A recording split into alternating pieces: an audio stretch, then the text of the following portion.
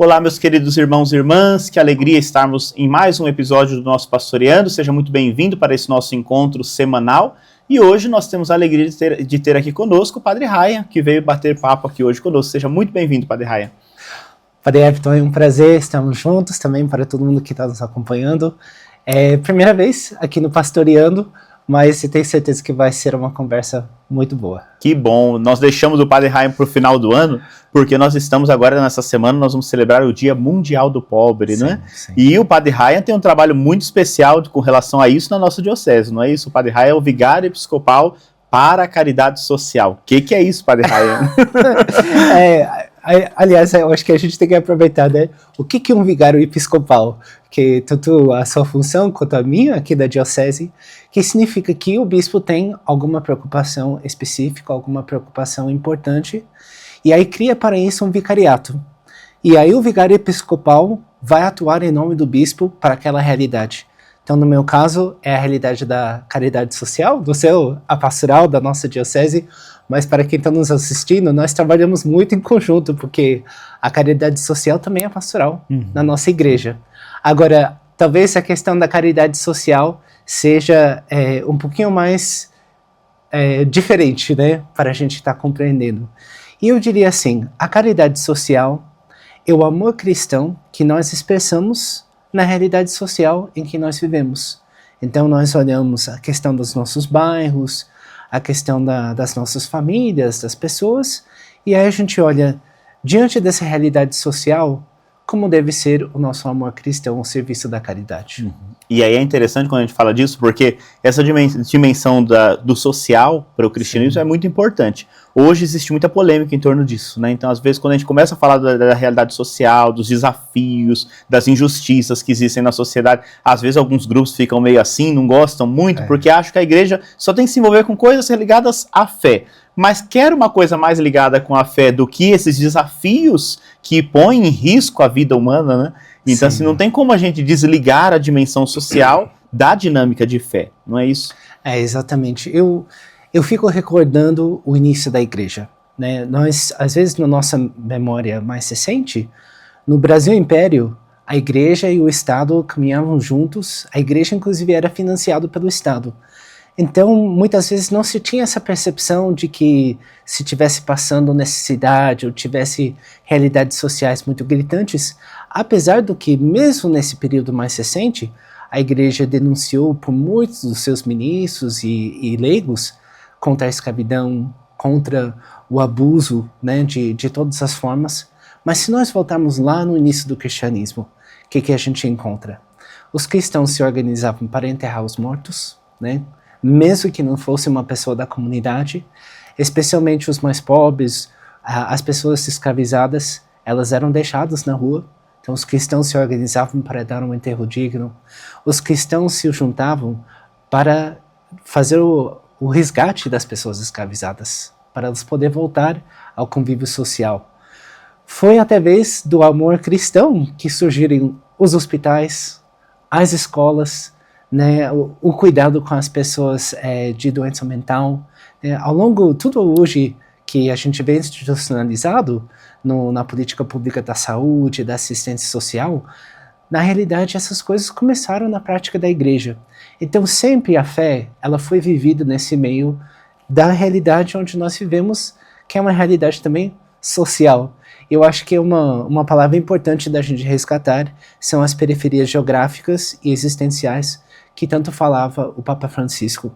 Então, a periferia geográfica, vamos pegar aqui o nosso ABC, né? Nós temos o centro das cidades, onde tem muitos prédios residenciais, a gente tem, às vezes, a área industrial. E o que constitui a periferia, né? Às vezes fica até uma palavra meio assim, mas a periferia é um bairro onde a gente tem um adensamento muito grande de casas, uma realidade socioeconômica geralmente de baixa renda, mas o que faz mais falta é infraestrutura para a gente viver. Então, eu vou pegar o exemplo da minha comunidade onde eu moro, que é do Pós-Balsa, em São Bernardo. No Pós-Balsa, não tem parque, não tem um parque para as pessoas irem. Não tem lugar para sentar, não tem área de lazer, não tem nada de cultura. Então, quando a gente fala dessa realidade social, das periferias geográficas, estamos falando de comunidades que não têm acesso às mesmas coisas que o restante da cidade. E isso afeta a nossa convivência. Se a gente, por exemplo, não tiver onde a gente se encontrar, onde a gente se socializar, como ficam os nossos vínculos? Também a distância que existe do trabalho, das atividades. Então a gente passa menos tempo dentro de casa, menos tempo com a família. Tudo isso influencia na forma da nossa vida. E como é distante, assim como é mais difícil chegar em os serviços públicos, também a gente tem o desafio de chegar também com a assistência religiosa, né? Com a nossa evangelização. Isso foi inclusive algo que o Papa falou bastante, né? Que a gente precisa também servir espiritualmente os pobres, os mais afastados. E as periferias existenciais são aquelas realidades de exclusão que existem na nossa sociedade. Então, por exemplo, a realidade da inclusão, pessoas com autismo, surdos, cegos. Se alguém é cadeirante, por exemplo, e ela mora numa periferia geográfica, para ela chegar numa consulta médica, imagina o transtorno que isso é, porque às vezes não tem calçado adequado, não tem também um ônibus tão perto, como que ela, se ela mora inclusive num segundo andar, como que ela desce a escada? Então muita gente fica na dependência, e essas realidades mais distantes é que somos chamados a encurtar essa distância pela nossa forma de presença. Então, nesse sentido, né, o vicariato da caridade social dentro de uma diocese, ela vai encurtando esses caminhos e vai achando possibilidades, né? Então, você dizia, né, dessas dificuldades que existem, como que a gente consegue superar isso, né? E aí todo esse trabalho de cuidado, de assistência em alguns aspectos, mas de um acompanhamento mais profundo em outros aspectos, né? E aí toda a situação de exclusão deve estar na perspectiva, no horizonte do vicariato, seria isso, né? Exatamente. Eu acho assim, olhando para o histórico da nossa diocese, sempre a Diocese de Santo André esteve empenhado para melhorar as condições das nossas comunidades. Então, desde o tempo do Dom Jorge, que viu que tinha muitas mães solteiras sem onde ir, então criou o Lar Menino Jesus para poder acolher essas moças, também os seus filhos. Foi por um tempo um orfanato. Depois, um pouco mais para frente, na medida em que ia acontecendo o drama da ditadura militar, a necessidade de direitos trabalhistas, Dom Cláudio Umes vindo participar muito fortemente, né, apoiando a organização dos trabalhadores por salários dignos, por seus direitos trabalhistas, e na continuidade, sempre diante das necessidades, a fome, os desastres naturais, como nós já tivemos aqui muitas vezes no ABC, enchentes, deslizamentos. Então, quando acontecem essas coisas, a igreja sempre se vê presente. Qual que é a novidade do vicariato? A gente fazer esse trabalho em rede. Então, se nós olharmos o cenário das nossas pastorais, vou dar um exemplo simples. Nós temos grupos que fazem enxoval para mães em situação de vulnerabilidade social. Então, esse enxoval vem com um pequeno kit, vem com tudo que a mãe vai precisar. Mas nós temos também a pastoral da criança, que faz o atendimento das crianças e suas mães, sobretudo focando naquela idade do 0 aos 3 anos. Então, nós colocamos esses dois grupos para conversarem. Às vezes a pessoa vem buscar uma ajuda, não tem nem o mínimo, falta fralda, falta bacinha de banho. Então, a equipe do enxoval monta esse enxoval, mas também a pastoral da criança vem e atende e acompanha essa família. Então, quando nossas pastorais se comunicam, trabalham juntos, aí nós descobrimos um potencial imenso que a nossa igreja tem. Nossa, isso é muito bom, né? Não dá mais hoje para desenvolver trabalhos fechados no individualismo, a sociedade já é muito individualista, né? Então, quando a gente desenvolve trabalhos em rede, as coisas têm uma probabilidade de funcionarem melhor muito grande, né? Sim. Então, a gente precisa cada vez mais, e até mesmo quando se fala de igreja, é mais fundamental ainda isso, né? Porque a dimensão eclesial exige comunidade, exige vínculos, né? Não dá para desenvolver trabalhos em fechamento, mas cada vez mais em rede. Então, acho que essa palavrinha, ela é importantíssima, né? Esse trabalho em rede é uma dimensão eclesial por excelência, né? Sim, e às vezes quando nós somos influenciados pelo meio que a gente vive, a gente vê na sociedade muito essa polarização, como se você for a favor de uma coisa, você tem que ser contra a outra. E na igreja não é assim. Digamos, tudo que a igreja faz na realidade social, ela parte primeiramente da nossa fé na Eucaristia, de que todos nós somos irmãos, que temos que repartir o pão da vida, que é o Cristo. Por isso que o logo do vicariato tem aqueles 5 pães e 2 peixes da passagem de André, que apresenta na multiplicação dos pães, aqueles 5 pães e 2 peixes daquela criança, mas também tem o pão grande, que é o pão da Eucaristia, porque o que nós queremos levar não é só o pão material, mas é a nossa fé, é o próprio Cristo que nós queremos levar a todos. Agora, nós também acreditamos que para cada realidade que existe, o Espírito Santo suscita carismas, né? Deus suscita vocações. Então nós caminhamos naquilo que vem sendo desenvolvido já há muito tempo na nossa diocese, no SAV, por exemplo, o Serviço de Animação Vocacional, a cultura vocacional, também a teologia dos carismas, porque a gente tem que ter esse olhar de fé. Está acontecendo uma situação, o que nós vamos fazer? Nós temos que confiar que Deus vai abrir um caminho. Como Deus abre um caminho, Ele dá um dom, né? O Espírito Santo concede um carisma, e aí nascem grupos que são impelidos a atender essa realidade, essa necessidade, segundo o Espírito Santo. Então, quando nós trabalhamos em conjunto, não é só por uma questão de eficiência, uma questão prática, mas parte da nossa fé. E a gente acredita que como diz São Paulo, muitos são os dons, mas o mesmo é o Espírito. Então, o mesmo Espírito que suscita para que a nossa celebração seja bonita, nós temos ministros, coroinhas, leitores, é o mesmo Espírito que suscita aqueles que vão visitar os irmãos em situação de rua, que acolhem esses irmãos em casa de acolhida católica, que estão visitando crianças em situação de vulnerabilidade social, ou indo até o CTP, indo até a Fundação Casa para os Jovens Encarcerados, porque é aquilo que Jesus diz: estava com fome e me destes de comer, estava preso, me visitastes, e o que você fez ao menor dos meus irmãos, foi a mim que o fizestes. Nossa, isso é muito interessante. Quando você dizia dos dons que ele vai suscitando, é nesse sentido que o vicariato, né, e eu sempre uso muito essa expressão, que o vicariato é como um grande guarda-chuva, né? Porque ali embaixo nós temos esses diversos dons e carismas que o Espírito foi suscitando, né? E aí, nesse sentido, a nossa diocese, desde que criou o vicariato, foi integrando melhor isso tudo, né? E aí, por isso que a gente trabalha muito em comunhão, porque ali nós temos muitas pastorais e movimentos diocesanos, organismos já diocesanos consolidados, né, que já desenvolvem esse trabalho há tantas décadas aqui, e que estão agora todos amparados por uma estrutura maior, que é o vicariato, né? E aí a gente vai fazendo essa integração. Mas quantas pastorais? E aí, nesse sentido, a gente coloca todas as pastorais sociais ali sob a supervisão, o cuidado do vicariato da caridade social, né? Sim. Eu vou dar um exemplo muito prático, que foi uma coisa que nós criamos logo no início do vicariato, que é o Serviço Diocesano de Fraternidade e Partilha. Então, quase todas as nossas paróquias, em algum momento ou outro, fazem arrecadação de alimentos.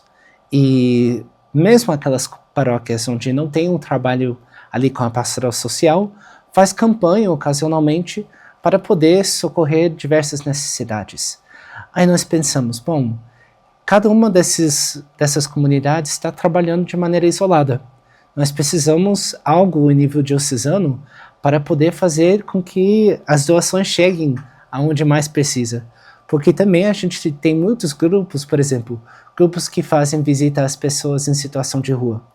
Então essas pastorais vão juntar alimentos, às vezes são comunidades também de periferia, então tem dificuldade, né, de conseguir as doações. E tem outras paróquias que têm o estoque. Então a gente colocou todo mundo em comunicação, e agora a gente faz assim, chegou um alimento, a gente não faz estoque, a gente já vê quem que está precisando, e a gente faz chegar na ponta, e assim a diocese vai integrando esse entreajuda entre comunidades, entre pastorais. Então é uma realidade muito bonita, e essa solidariedade, no fundo, ela foi algo que a diocese desejou já no tempo do sínodo, né, que nós fizemos o sínodo diocesano. A ideia do vicariato nasceu no sínodo, e agora que já está e acontecendo na prática, nós damos continuidade a isso, e a gente vai percebendo assim tantas coisas que dá para a gente fazer para melhorar esse trabalho. Nossa, isso é muito interessante. Realmente, eu pensando lá na forania que a gente trabalha, estamos na mesma forania, né?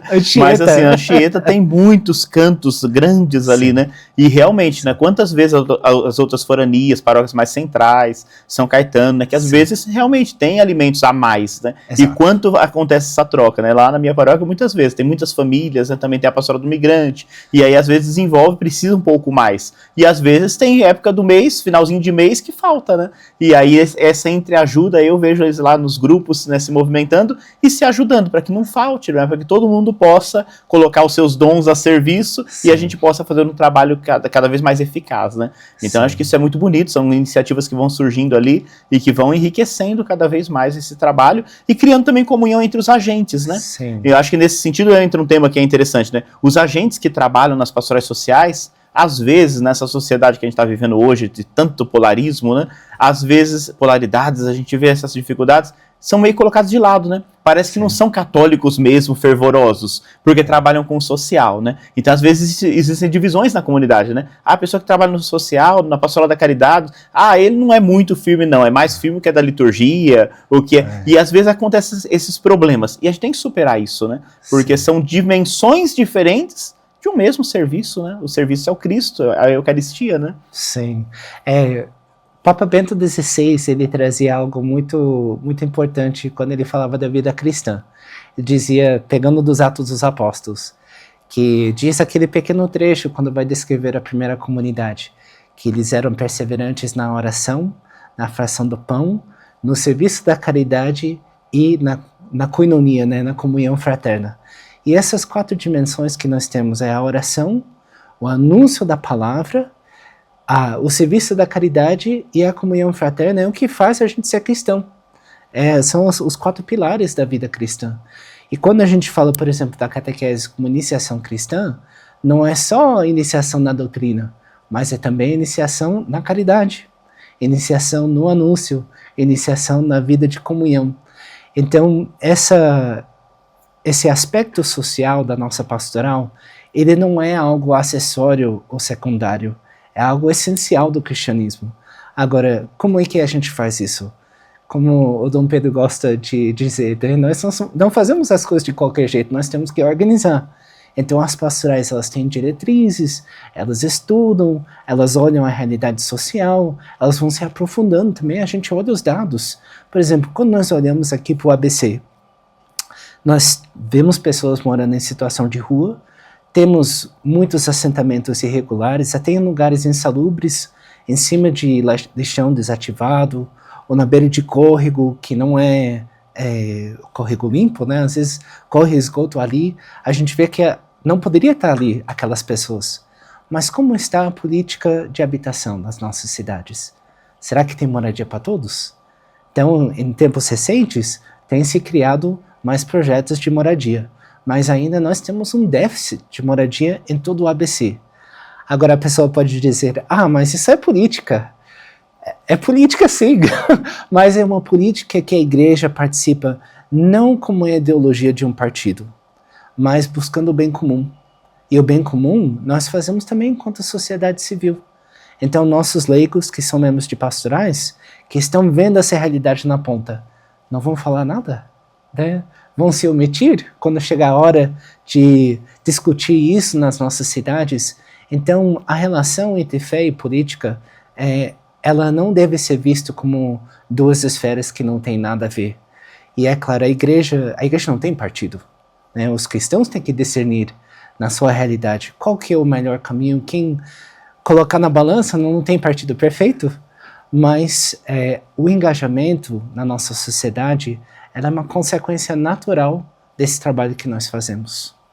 E realmente, né, tem muitos núcleos de fé e política, né? Então, assim, a política é uma maneira de de fazer o bem comum acontecer, né? Então, assim, precisa, é que hoje existe muitas visões deturpadas, né? Muita confusão, muita ideologia barata, né? E aí, às vezes, as pessoas acabam entrando nisso sem se perceber. Mas a gente não tem outro caminho, né? Tem que entrar pela via da política para poder estabelecer melhores condições dignas de vida, né? Se a gente parar para pensar, o próprio Jesus, né? Quando ele começa a combater ali algumas situações, ele incomodou o Império Romano, né? Pois é. Então, assim, a gente percebe que, assim, já desde lá, né? As pessoas, se Jesus só falasse do reino, mas que o reino fosse no céu, não teria problema nenhum. Mas quando ele fala que esse reino tem que começar por aqui, ele começa a incomodar ali, né? Então, assim, isso é interessante a gente poder perceber, né? O próprio Jesus, ele é condenado como um ativista político, né? Uma condenação por conta das coisas que ele propunha, né? Dos atos de misericórdia que ele propunha, né?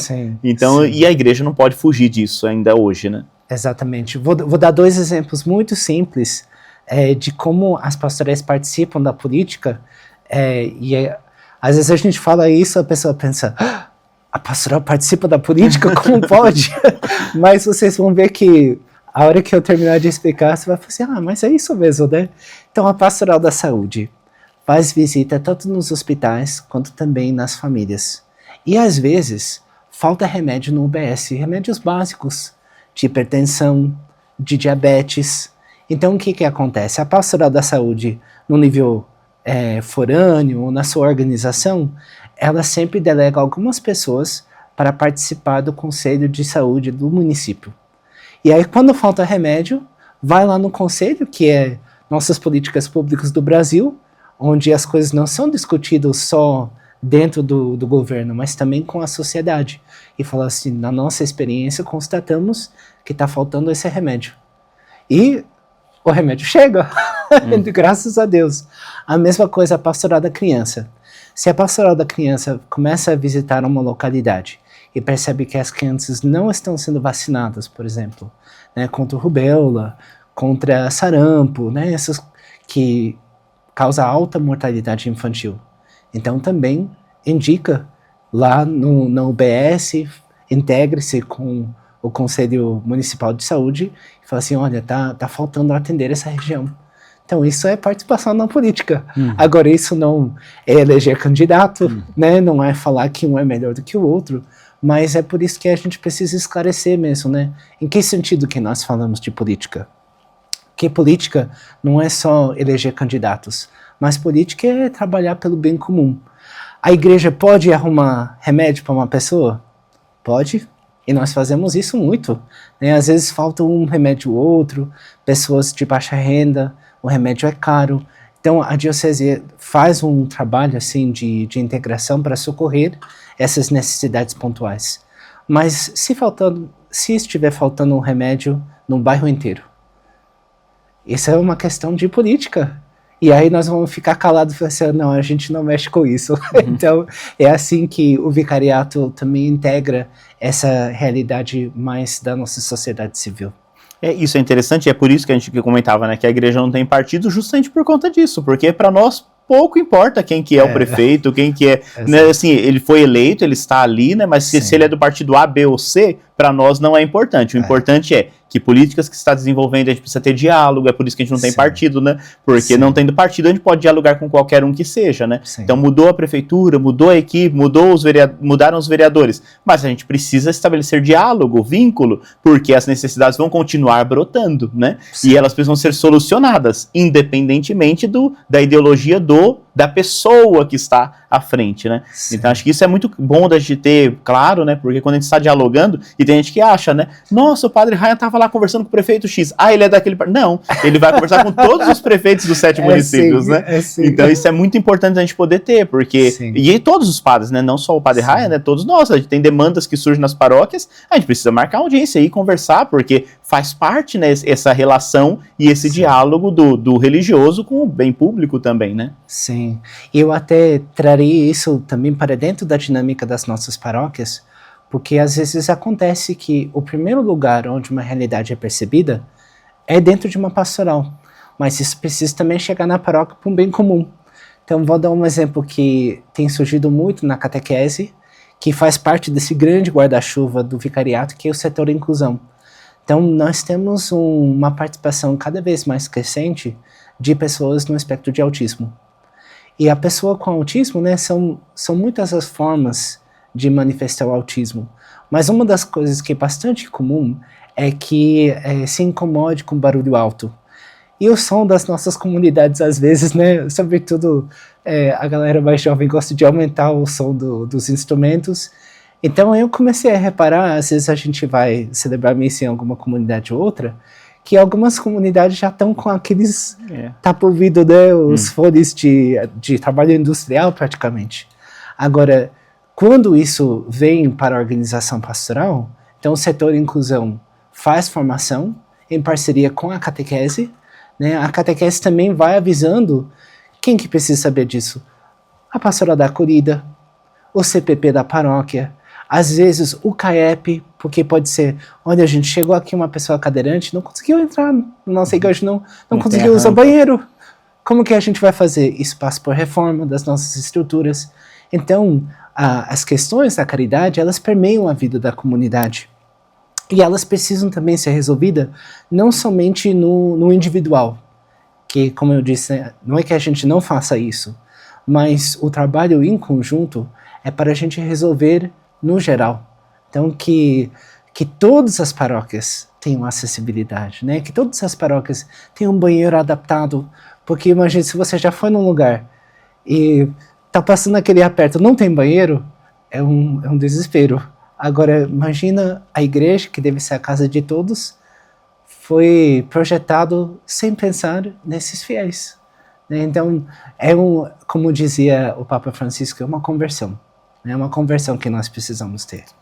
Nesse sentido, o vicariato também trabalha com as minorias, né? Porque cada vez mais hoje também é um discurso que você fala muito no mundo inteiro, né? Porque por muito tempo a minoria ficou realmente completamente de lado. Então, por ser minoria, não tem espaço, não tem vez, né? Mas na igreja isso é incabível, né? E aí passa até mesmo por um catequizar, por uma orientação que às vezes a gente precisa dar, né? Você dizia agora dessa questão do autismo, e realmente esses dias celebrando uma comunidade, e aí a gente percebe, então assim, sobretudo os mais jovenzinhos, né? Com aquele tapa, assim, parece um fone, né? E aí eu lembro que eu fico na porta cumprimentando, aí quando terminou a missa, uma senhorinha veio e falou assim, padre, olha que absurdo, aquele jovem passou a missa inteira com fone de ouvido escutando música, né? E aí é isso, não é maldade, mas não entende, né? E aí a gente precisa às vezes orientar. Aí eu chamei ela, eu falei, espera um pouquinho, eu falei, você já ouviu falar sobre isso? Eu expliquei. Ela, nossa, padre, eu não sabia, né? Então assim, é isso, são situações que a gente precisa hoje orientar, porque isso é um caso pontual, mas quantas outras questões surgem e às vezes as pessoas têm preconceitos porque não conhecem, né? O termo é preconceito, né? Porque ela não conhece ainda. E o nosso papel de orientar, de mostrar, de quebrar alguns estigmas que existem para que a gente possa acolher melhor todos os fiéis, né? Sim. Inclusive, nosso subsídio diocesano da acolhida da missão traz muitas coisas preciosas nesse sentido. Às vezes as pessoas não imaginam o quanto nossa igreja tem caminhado nisso. A gente deu uma olhada, está aqui, né? Olha aí. Esse é o livro, o subsídio sobre acolhida e missão na nossa diocese. Eu vou citar um exemplo assim, até um pouco mais polêmico, mas para a gente entender como isso funciona no nosso atendimento pastoral. Então, nós sabemos que a igreja tem um ensinamento muito claro sobre o sacramento do matrimônio e sobre a família. Mas como fica a participação das pessoas da comunidade LGBT? E por que a igreja faria alguma coisa se tem essa doutrina? Bom, vamos pensar assim. Nós temos famílias com pessoas LGBT dentro das nossas comunidades. E eu estava conversando uma vez com um casal LGBT e contava assim, a gente fica com medo, por causa do preconceito das pessoas, da gente sofrer uma agressão. Então morava na sua casa, mas tinha medo, dependendo do horário que chegasse, se chegasse sozinho, de sofrer alguma agressão. Agora, a igreja é a favor de alguém sofrer agressão? É claro que não. Então, nesse quesito, nós podemos caminhar junto. Eu falo, olha, nós não podemos permitir o preconceito contra as pessoas. A doutrina da igreja não significa que nós estamos contra as pessoas, né? A igreja tem um ensinamento sobre o matrimônio, mas a vida em primeiro lugar, né? Nós queremos que todos tenham vida e vida em abundância, que ninguém tenha que andar na rua com medo. Por isso também, por exemplo, uma das atividades que o vicariato promove é o dia 7 de setembro, o Grito dos Excluídos, que não é só da Igreja Católica, né? É um evento impulsionado por nós, mas aberto a todos. No ano passado, nós tivemos uma participação muito interessante de uma senhora que é muçulmana. E ela foi dar o testemunho dela, e bem próximo de onde nós tínhamos passado, ali na Praça de Diadema, perto da Matriz da Imaculada, ela falou que alguém, por ver ela com o hijab, que é aquele véu que as muçulmanas usam, chamou ela de terrorista e começou a tacar pedra nela. Ela ficou com medo, mas como a pessoa estava chamando ela de terrorista, ela disse, vai que eu chegasse na polícia e eles achassem que eu fosse o problema. E saiu correndo com desespero. É uma pessoa de outra fé, mas a necessidade de qualquer um poder andar com segurança, isso é do Evangelho. Isso nós queremos para todos. Então a igreja caminha com outras realidades sociais, com outras crenças, com outros estilos de vida, não para se diluir, mas como consequência de sua fidelidade a Jesus Cristo. Porque nós não precisamos que a pessoa apresente uma carteirinha de católico para a gente poder fazer o bem para a pessoa. E a gente caminhar junto e falar, olha, é importante a sociedade ouvir essa pessoa. É importante a gente tomar conhecimento disso. Isso não pode acontecer. Mas são coisas que às vezes acontecem de forma assim, muito pouco conhecida. Como você bem dizia, as minorias, né, nossos migrantes, passam por situações dramáticas. Na própria Paróquia Sagrada Família, quem diria que teria tanto migrante num bairro até distante do centro, mas nós temos muitas pessoas chegando da Venezuela. Quando elas vão arrumar um trabalho, às vezes as pessoas não querem pagar direito, não querem explicar as coisas, aproveita da situação de vulnerabilidade. Então a igreja caminha ao lado, serve essas pessoas na condição em que elas se encontrar, sem pronunciar julgamento, anunciando sempre o Evangelho, anunciando a doutrina da igreja, mas colocando em primeiro lugar o amor. Sim, acho que isso é fundamental, né? Quanta coisa bonita, né? E a gente, tantas mais coisas para falar dentro do vicariato também, inclusive para essas questões mais difíceis, né? Tem a Comissão de Justiça e Paz, sim, né? Que também desenvolve um trabalho. Como é que funciona mais ou menos essa comissão? Sim, a Comissão de Justiça e Paz é uma realidade até recente na nossa diocese, mas tem uma caminhada mais antiga aqui pelo Brasil afora, de maneira especial na Arquidiocese de São Paulo, no tempo do Dom Evaristo Arns. A Comissão de Justiça e Paz foi criada durante a ditadura para lutar pelos direitos humanos, sobretudo contra a tortura, porque às vezes as pessoas eram levadas, não se sabia aonde, a polícia não informava, né? Não era uma democracia como nós vivemos hoje, a lei não era participativa. Então, a Comissão de Justiça e Paz nasceu com essa missão de lutar pela dignidade humana. Hoje em dia, nós já estamos, graças a Deus, no regime democrático, as coisas mudaram, mas nós acompanhamos ainda essas realidades muito desafiadoras. Vou dar um exemplo recente que aconteceu, bem sucedida, graças a Deus, que foi uma conjunção da Pastoral da Moradia e da Comissão de Justiça e Paz. Tinha uma área aqui em Santo André que precisava ser desapropriado, mas havia um embate entre o poder público e a comunidade que ali morava. Então, a Comissão de Justiça e Paz, juntamente com a Pastoral da Moradia, fizeram um diálogo com a comunidade para entender suas necessidades e fez também uma conversa com o poder público para apresentar que não se tratava de pessoas criminosas, eram famílias, né? Precisava ter um diálogo. E aí se marcou uma reunião, inclusive veio a Secretaria de Habitação do município, participaram os membros daquela comunidade de moradia e os membros da nossa pastoral e da Comissão de Justiça e Paz. E a partir daquele encontro, todas essas famílias foram relocadas. Então a Comissão de Justiça e Paz atua com muita discrição, nunca na polêmica, né? A gente procura fazer as coisas de maneira que a gente sempre possa ser instrumento da paz, né? Favorecer a paz e fazer esse diálogo, porque infelizmente em nossa sociedade, às vezes a pessoa em vulnerabilidade social, ela é desacreditada, né? Vamos voltar, como dizíamos no início, sobre as periferias geográficas. Quantas periferias nossas não têm regularização fundiária? Então a pessoa não tem o título da sua casa, porque onde foi construída aquela comunidade não fez o loteamento. Nós temos inclusive muitas capelas que não tem a documentação tudo certinho. Agora, muito dificilmente o governo vai vir e derrubar uma capela. Então, pode acontecer, mas é difícil. Mas as casas ficam mais vulneráveis. E aí, quando vai tratar com essa comunidade, geralmente não se relembre por que não tinha moradia quando aquele lugar foi construído.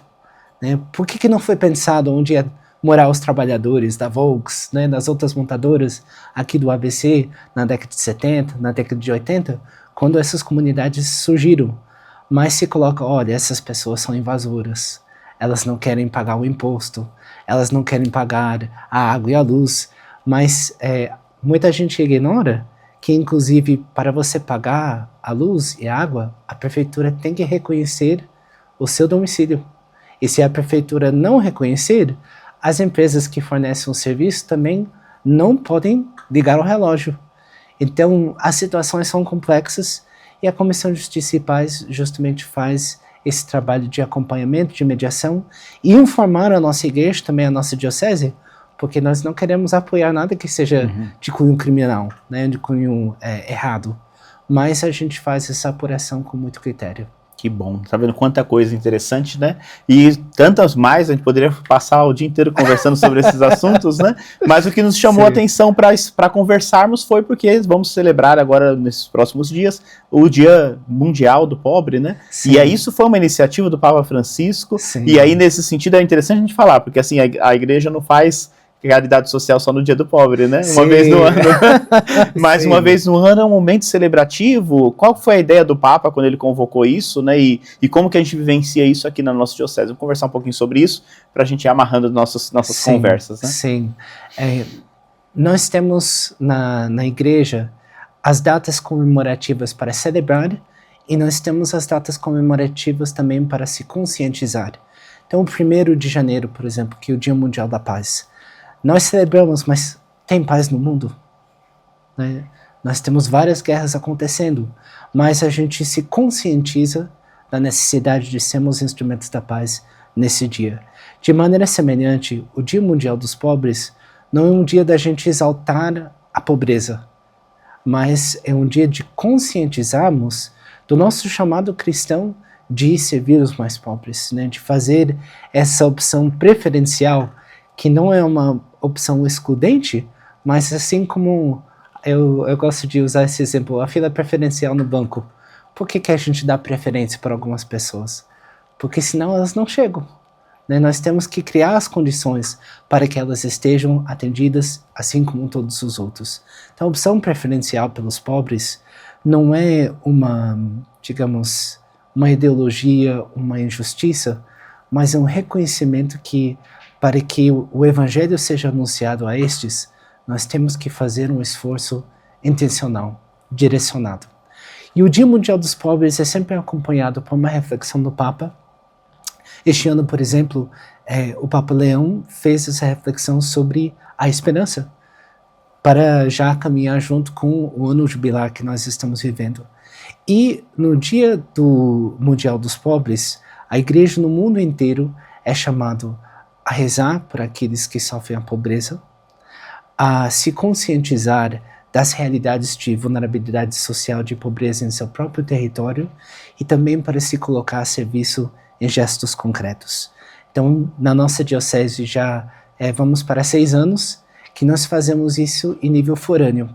Cada forania se une, faz um trabalho em rede, escolhe uma localidade e faz um dia de atendimento que junta vários serviços. Então, muitas comunidades atendem pessoas em situação de rua. Então, além do alimento, além também de uma roupa nova, oferece muitas vezes um banho, um corte de cabelo. Nós temos vários voluntários de saúde que vão aferir a pressão, ver se a pessoa está com algum problema de saúde, psicólogos, advogados. A gente procura envolver todos os dons que nós temos na riqueza de nossas comunidades paroquiais para nos colocar a serviço.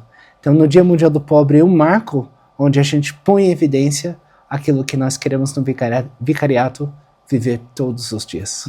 E vive, né? Porque o vicariato é muito ativo, graças a Deus, né? Ao longo de todo ano, muitas iniciativas bonitas são feitas, né? Então, nesse dia, sempre em novembro, é um momento, assim, celebrativo e mesmo, né? É uma síntese do que acontece o ano inteiro, né? Sim. Então, e é muito bonito, né? É um momento pra gente poder estar ali, pra gente poder rezar, pra gente não deixar esquecida essa dimensão que é tão importante na nossa vivência de fé, né? Então é muito bonito, né? Quem nunca participou, deixa até o convite para quem está em casa, né? De participar, de ajudar, de se voluntariar, né? Para poder ajudar. Então procurar mesmo, em cada forania tem ali o núcleo, né, de pessoas que trabalham no vicariato. Então procurar, tentar ajudar, tentar estar presente e sobretudo rezar nesse dia, né? Para que a gente possa continuar lutando contra a pobreza, contra a miséria humana, que acontece tantas situações, né? Que roubam a dignidade das pessoas. E que nós como igreja possamos dar um bom testemunho lutando contra isso tudo, né? Sempre no vínculo de construir a paz verdadeira, para fazer o que Jesus pedia, né? Que a gente pudesse de fato ter uma vida plena, uma vida